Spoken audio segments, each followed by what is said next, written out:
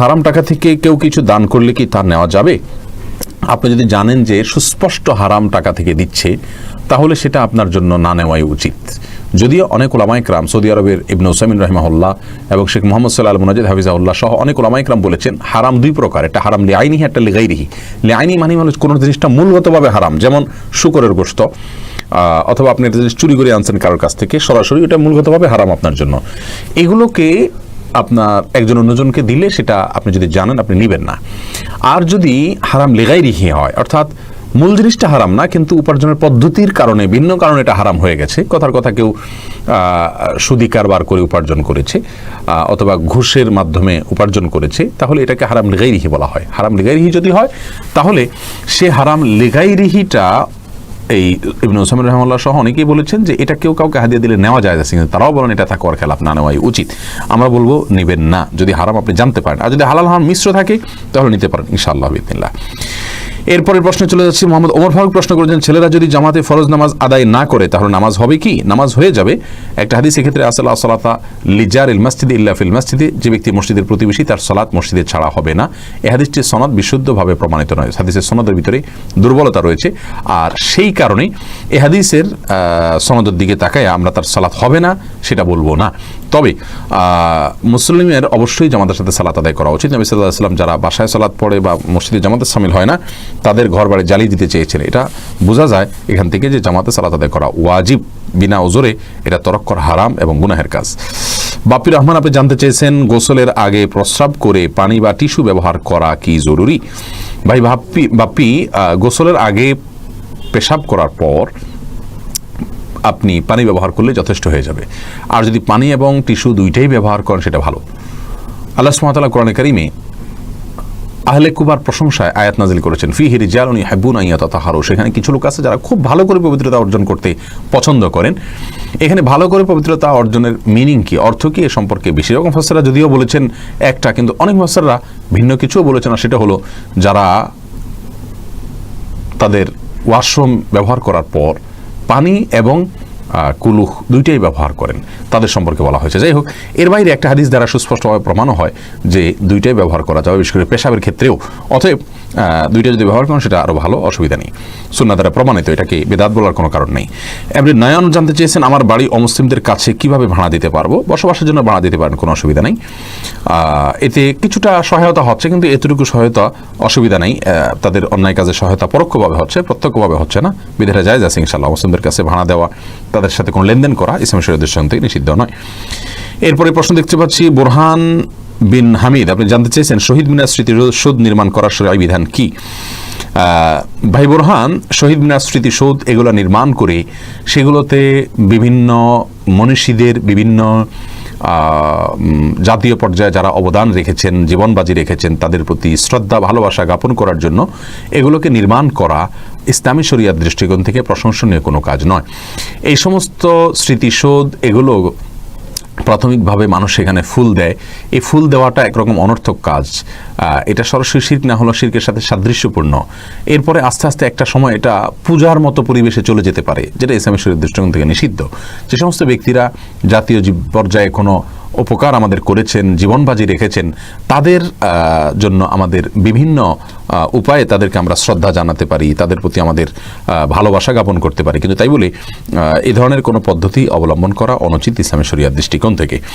লিজা রিফাত আপনি জানতে চেয়েছেন, আমি যদি 2 রাকাত নামাজ পড়ে স্বামী সন্তান ও আরও রাকাত নামাজ পড়ি তাহলে কি কোনো সমস্যা? আপনার প্রশ্নটি পরিষ্কার হয়নি। আমি যদি 2 রাকাত নামাজ পড়ে স্বামী সন্তান ও আরও 3 রাকাত নামাজ পড়ি, প্রশ্নটি পরিষ্কার হয়নি, দুঃখিত।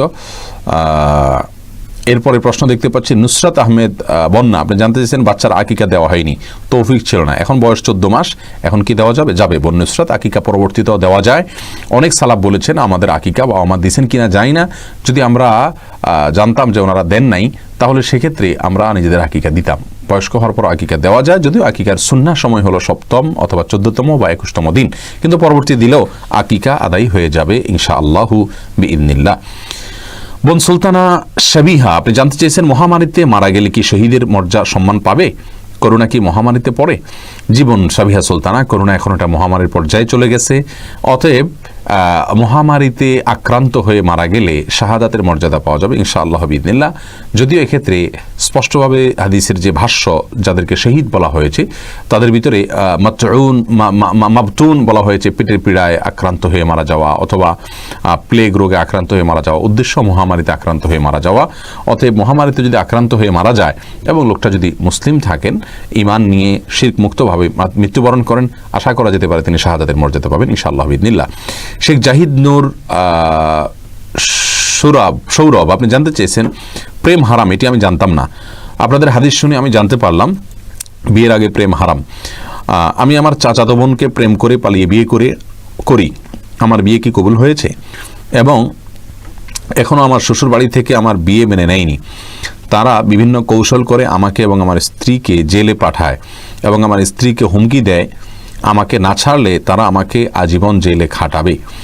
আমার স্ত্রী উপায় না পেয়ে আমাকে মুক্ত করার শর্তে তার বাবার বাড়ি যায় এবং যাওয়ার পর তারা আমার স্ত্রীকে তাবিজ করে।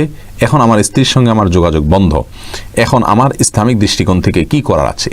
ভাই শেখ জাহিদ নূর সৌরভ, এরকম পরিস্থিতিতে আপনার জন্য কঠিন একটা পরামর্শ, যেটা মানা আপনার জন্য কঠিন হবে, সেটা হলো আপনি যদি আপনার স্ত্রী আপনাকে ভুলে থাকেন অথবা তাকে তার মা বাবারা বুঝিয়ে ম্যানেজ করতে পারেন, তাহলে আপনি তাকে ভুলে ভিন্ন কোথাও আপনার বিয়ে করার চিন্তা করা উচিত। কারণ মানুষের প্রতি ভালোবাসার মাত্রা এমন হওয়া উচিত নয় যে সে এই ভালোবাসায় আত্মহারা হয়ে যাবে, পাগলপরা হয়ে যাবে এবং তার জীবনের স্বাভাবিক সব কিছু সে ভুলে যাবে, এমনটি হওয়া উচিত নয়।